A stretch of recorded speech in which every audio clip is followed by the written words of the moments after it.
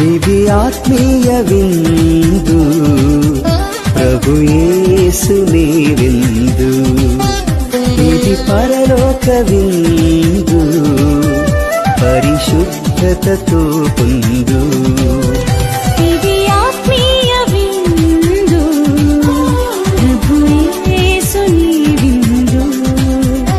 ఇది పరలోక విందు, పరిశుద్ధతతో పొందు.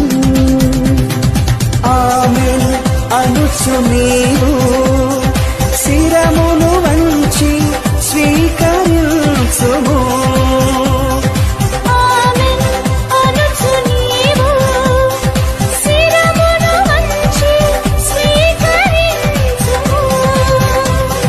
శిరమును వంచి స్వీకరించుము.